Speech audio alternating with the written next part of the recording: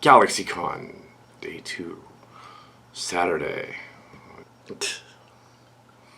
Early on, encountered the Klingon Temptress. I don't know her name is. Mark's cards commented about the Klingon Temptress. Only the change of the strongest tempered neutronium can contain her ferocious Klingon gazooms. Yeah. And then in the there's an R2 unit in the store that's follow you around. Swan voice commands. 2 R2 units. One chased me. It was funny, and then came back and. Then the other one, I was all R2, and it was all beep, beep, beep, beep, beep, and it ran after me. So voice command, yeah. There was some stormtroopers and some fun things. Got to play with an expensive lightsaber. There were other people that had the lightsaber things that wouldn't break. That was fun. Yeah. Picard show. Was Robert Picardo yesterday or today? Blanking on a lot of stuff here. Uncut, yay. Because I'm probably the one that gave the Uncut. Yeah, so let's see, Saturday. Saturday, the Joker would love such things. See how long it takes for this to screw up. Alright. So the first guest was Robert Picardo. Robert Picardo plays the Doctor on Voyager. Right, the Voyager outfit. Alright.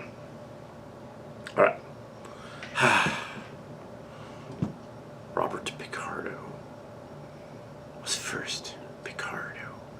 Not Picard, Robert Picardo. And he was first panelist. And yeah, he his comedy routines and things like that.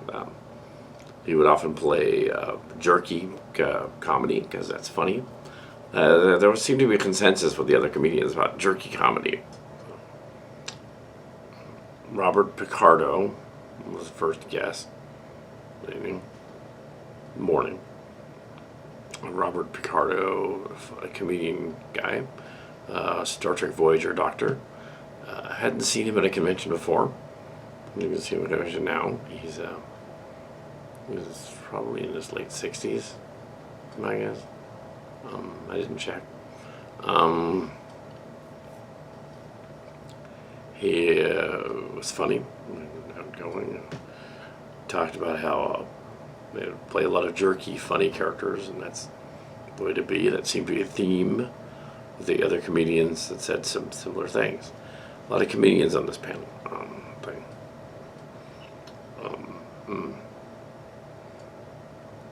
No, I could go more into depth later when I guess. Yeah. So the next thing. Well, apparently the first thing I did is I went to San Jose State. Got off at the Uber at San Jose State, and then went to the convention. So the Klingon chick. Where's Cards Canada? There's a scene that won't make sense on the slide video of an empty auditorium, one of the auditoriums from yesterday, and there was a song, Bing Crosby song playing, and the teleprompter had been left on. The teleprompter was attempting to make sense of the Bing Crosby song and typing up the lyrics as it went. Left it on. It's going. Oh yeah, the robots. Okay, I went back to the robot section where the R2-D2 robots were and everything, and they were following me around because they had voice command activation. If you called out to R2, R2 would come, turn around, come towards you, especially if you did it with a Anthony Daniels accent. So I need to try and get this rundown out before I forget everything. Robert Picardo and there was a Speedo incident. He was wearing Speedos. during a tear off costume that could come off in inner space, I think. Was the other scene that he was in Explorers as well. That was funny, and so that's one of the things. He's a very funny guy. He's going to be on Starfleet Academy, the series. There's an older version of himself. I'm not sure how they're going to do that. He was on Star Trek Prodigy season 2, and yeah, that's. I'll probably go into more detail later when it actually works. But Will Wheaton was the star of the show this time around, a national treasure like Holden Bauer. Turns out he is a few months younger than me, 52. And I'm approaching 54, so he's a few months younger. And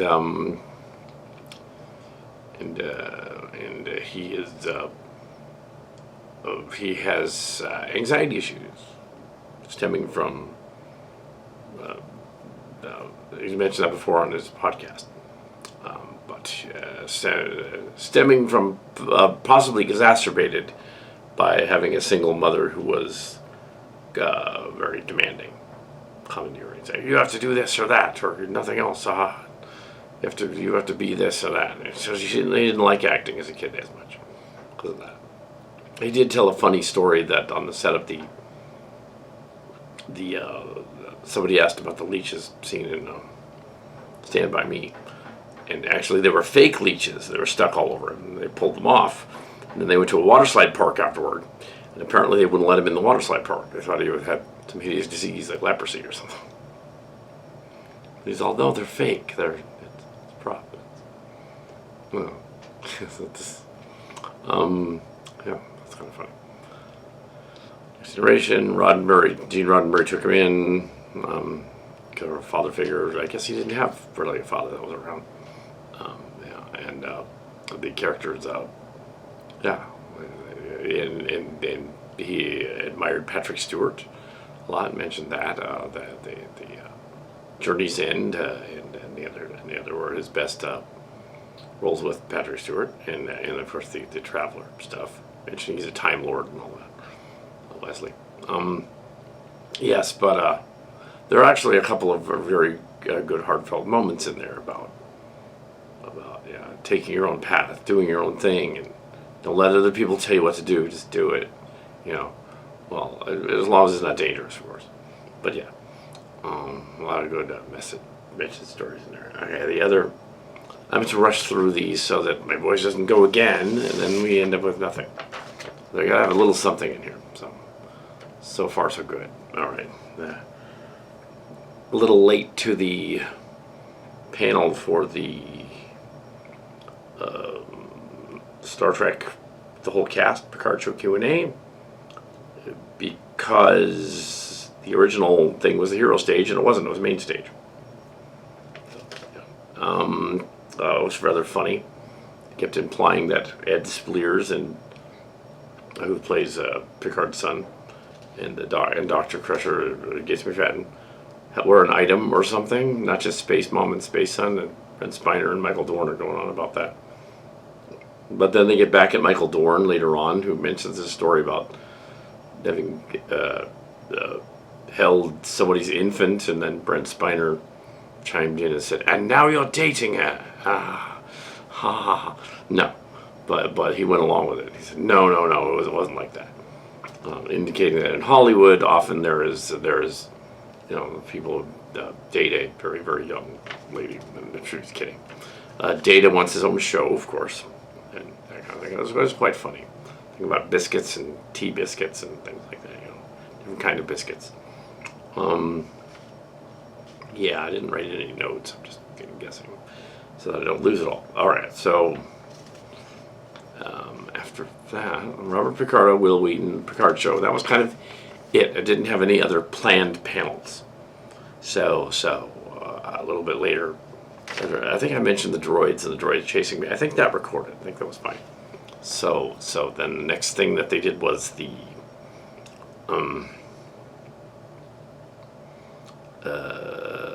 John Cleese, Mr. Cleese from A Fish Called Wanda and Monty Python. And he immediately comes in doing a Joe Biden imitation, even though that's kind of redundant now at this point. But you take it he lives in British Canada or something, so he doesn't know that's already redundant like 2 weeks ago. But then he made fun of Trump as well, so I don't know what his political views are. He was confused about the American voting system and the American parliament and so forth, because it's weird that seems that the majority of America seem to be Democrats, yet the Republicans keep getting elected. That was kind of funny. So he's either way, he doesn't care. But he likes raising trouble. He likes coming up with things to stir up a room. His form of comedy, being an older guy in his 90s, is like, yeah, I like to raise a stink because it's funny. Yeah, I like to humiliate myself and others. Yeah, it's so funny. The cheese episode that somebody mentioned as well. There's a famous cheese sketch in Monty Python. John Cleese, yes. I believe he was the one that did the sketch in, I believe it was Life of Brian, I think, or History of the World, or one of those, where it was one of those where the sex ed scene. I think that was him. Oh, my darling, let us bang each other. Yes. Let's have the coitus, darling, yes. British, but who left? I think so. I might be wrong, but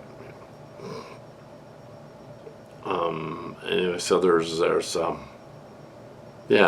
his form of comedy is a little more snarky, outgoing, gregarious. For a British guy, he's pretty snarky. After him, there was a panel on the Prodigy done by one of the fans. I believe Kal Kat. I wasn't able to do it, so the other guy. Obviously, I wasn't able to do it. We have the Prodigy people discussing that. If there had been a panel of Kal Kat, would have been spur of the moment. Would have been Transformers, of course, and the Star Trek fan films, but it's not possible this weekend. Yeah, I'm there, but yeah, not doing much. Some fans showed up, Kal Kat show fans, believe it or not, after the Prodigy one, and another guy named Adam showed up to add to the channel and all that. So some fans of the Kal Kat show showed up. That's cool, so that was neat, and on location. So we have, after that, I went on to the John,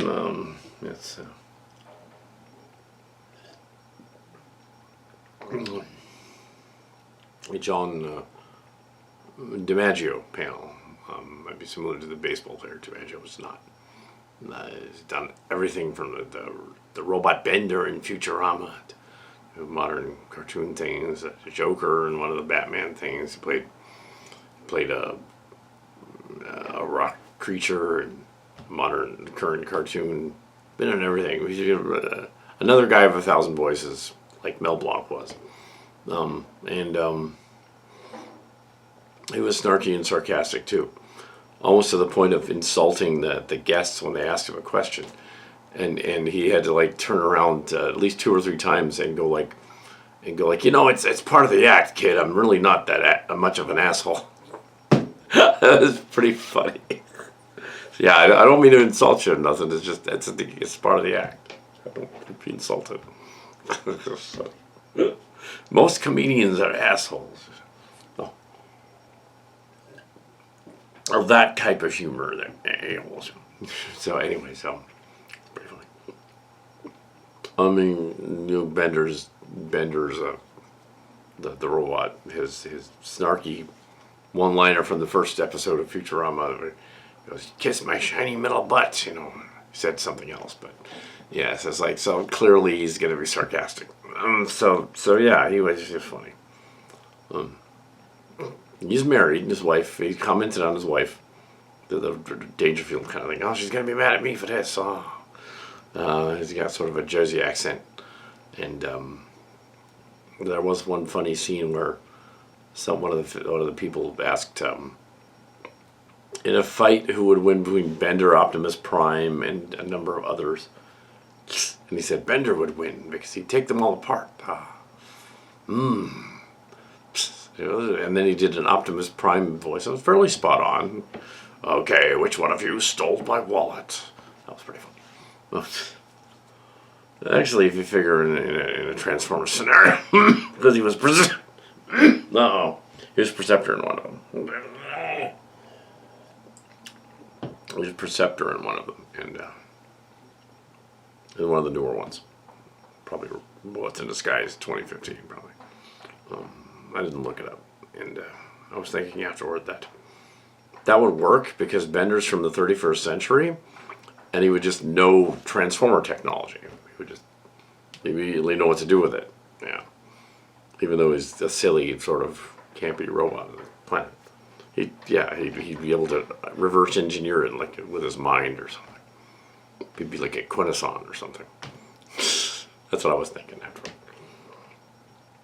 Yeah, so he could beat Optimus Prime just by looking at him. But could he beat Megatron now? Anyway, I don't know. Anyway, so I'm going to stop. This is the rundown of day 2, but obviously my voice is completely screwed. If I'm doing it, I'm going to make it worse. So this is all I got for day 2 on this particular snippet. It ain't very long. You can put the snips together and make something out of it. But yeah, this day 2. And yeah, Will Wheaton talking to the cast and his fans and his peeps. Very cool. Similar to DeBauer asking about how he'd get into acting and all that. But he covered that, so they didn't have to ask him about that. He covered the acting thing. He said he didn't want to get into acting originally. Whereas Cleese went to school and did all that stuff. DiMaggio didn't mention much about his schooling.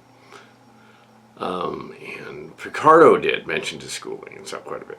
Different places he went to. And the Pennsylvania school thing, and I think it was Picardo. Robert Picardo, he mentioned the Pennsylvania school where he has a drama department award named after him. I think that was Picardo.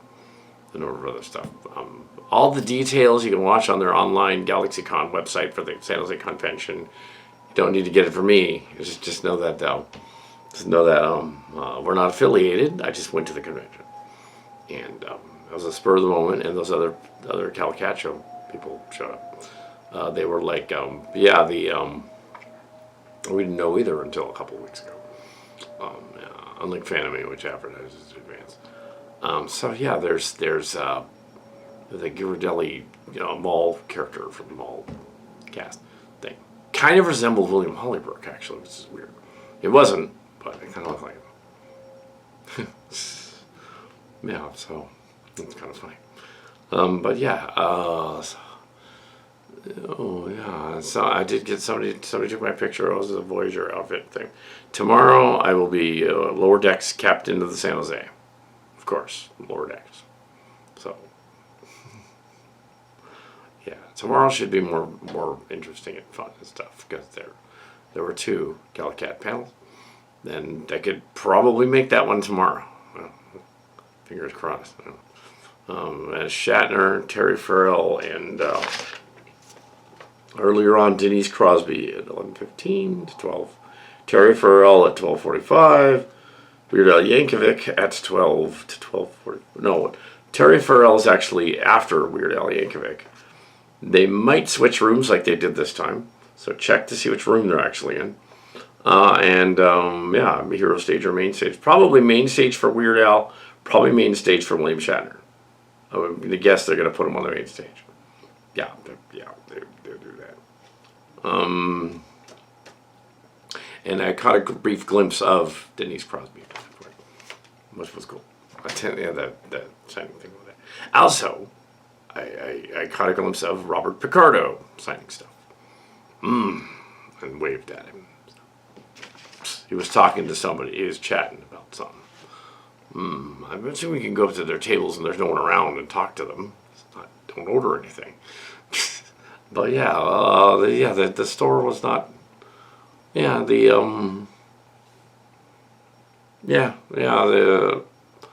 I got to play with sturdy but expensive lightsabers.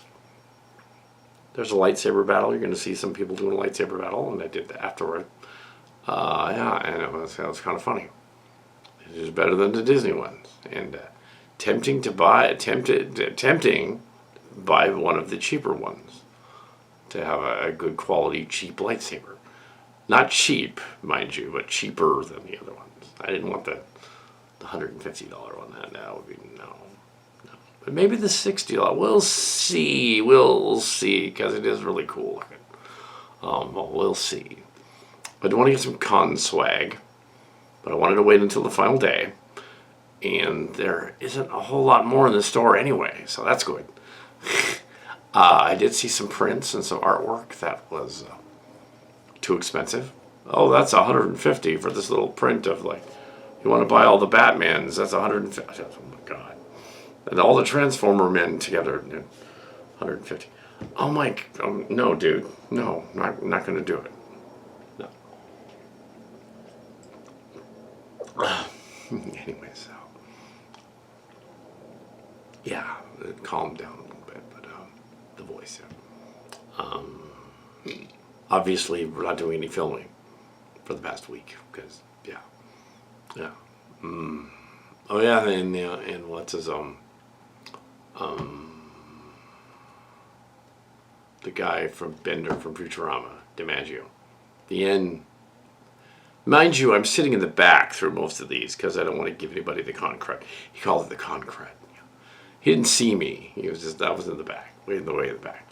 Will Wheaton had a full house. Robert Picardo had a full house. DiMaggio had a full house. Most of them did this time around on Saturday, so there was nobody with an empty room. That's good. But Friday they had some empty rooms. I was kind of concerned. But I'm not running the place. As I said to the other people who were from the cast and otherwise who asked, I looked official. I'm not. I said I don't know why this came out so fast and so early. Yeah, so. Really, there's nothing wrong with it. It's a sci-fi convention. It has a similar structure to the old Big Wows from back in the day. It's like the old Big Wows, yeah. So that was sort of the rival of Fanime, or rival of Baycon as well. It was the ex-Baycon people, Big Wow, and a little bit. It's not quite Time Tunnel Toy because that would have a lot of Transformers. It wasn't Time Tunnel Toy. They don't have a lot of Transformers. I don't really see hardly any. Yeah, which is good because I won't buy them. Yeah, I think I'm going to end for the evening. I think I covered it. Went back and covered it. There were a few costume things and signs, and I downloaded the pictures off the phone onto the newer phone onto the computer, and was rendering the thing. We seem to have everything in place for Saturday. Is slightly longer than Friday in terms of video. If this one is slightly shorter, that's fine for the next one. You're probably wondering why aren't there doing any of the panels? We cannot film the panels. Yeah, they're actually a little stricter about the pictures and the panels in this one than the other ones. So you're not going to see any Kal Kat filming the panels. Nope, not at all. Some people asked. Some people were doing texting and stuff and pictures and stuff and distracting and stuff. And one of them, it was the Picardo one or one of the other. Yeah, it was a Picardo one. It was an earlier one. And yeah, she thought it was a security person or something.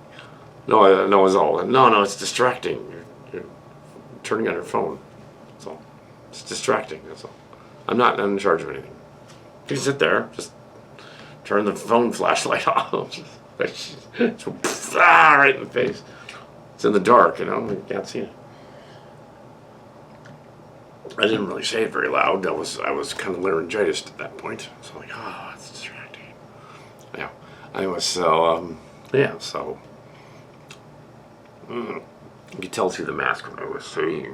Even there, I kind of sounded like Bane. Yeah. That's what I was trying to say. All right, so yeah, that's it. That's Saturday. I got through it. Very cool. Saturday. Mentioned things. Mentioned the droids following me around. That was funny. The two R2 units apparently were on some kind of a voice-activated command thing that they would turn around. I think the later R2D2 unit that had the green sides was actually one from the sequels that they'd done up to, yeah, they improved it a little bit for the sequels. I guess what that was supposed to be. Yeah. Whereas the other one was an earlier one.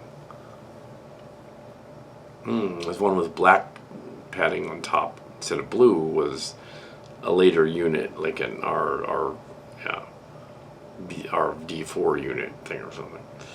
They said something about that. The 501st was there. Some of the Ghostbuster people were there. Didn't hang out in the snack area. The snack was the Boujon Bakery. This is a number of pastries and stuff, and I ordered a burger for dinner when I got home because I didn't want to go out and get the burger. I just got a burger. It was kind of silly, but the power went out for about 40 minutes and it came back on. So it's about a couple hours later. Anyway, so that's it for Wednesday, Saturday. Will Wheaton is awesome, yes. He did not indicate that he had schvinkied the Traveler. He became a Traveler, but he schvinkied the Traveler. Yes, I thought the TNG people were way more kinky about stuff. Well, they're older, I guess. Will Wheaton in his 50s. Probably Will Wheaton's on best behavior because probably his family was there. So they're like, his wife's watching. That's probably what it was. His kid's probably there. Like, wait a minute, what are you talking about? Yeah, so he couldn't say he just wanted the trouble. And they had to warn panelist people, and the moderators had to warn people that don't ask obvious weird questions, don't ask for a hug, don't ask a photo op right there or something. Yeah, don't ask for about slash fiction. So that's probably another reason they didn't. But the guy who played Bender, DiMaggio, he didn't care. He's do slash fiction. I don't care. Yeah. Bender slash. Apparently he's seen some. Maybe he wrote some of it. Maybe he did. It's like, I want to do something really obnoxious. I'm going to draw Bender doing something horrible. No, he didn't. He didn't do that. But didn't deny it either. No, I didn't either. No, I don't draw that slash art. I don't post it at least. I do slash art, but I don't post it. No, that'd be gross. They'd figure out who I was. Oh yeah. Anyway, so yeah, that's my review of Saturday. Yeah. Old John Cleese. Got to see John Cleese. I don't think we've ever done John Cleese before. I kept thinking of John Lithgow. Was it ever an old guy? Couldn't be him. I think he's dead. Not John Cleese. Yeah, I was probably also thinking of Leslie Nielsen, who also was in Monty Python. No, John Cleese. It's the guy that did the. Yeah, it's the Fish Called Wanda guy. There's a sheep. What? Oh, that guy. Oh, no. Oh. There's the cheese sketch guy. Yeah, and the parrot sketch guy. This parrot is no more. And also the flesh wound scene is based on a story that he heard in high school where the flesh wound was actually, the joke was the two wrestler guys are wrestling and they get to the end and they're like, it breaks the other wrestler guy's arm off and it like sticks out. Yeah, and he turns to the other wrestler and says, "You won the match," and he's dead. The other wrestler's lying there, expired, deceased, no more. Really British of him, anyway. So yes,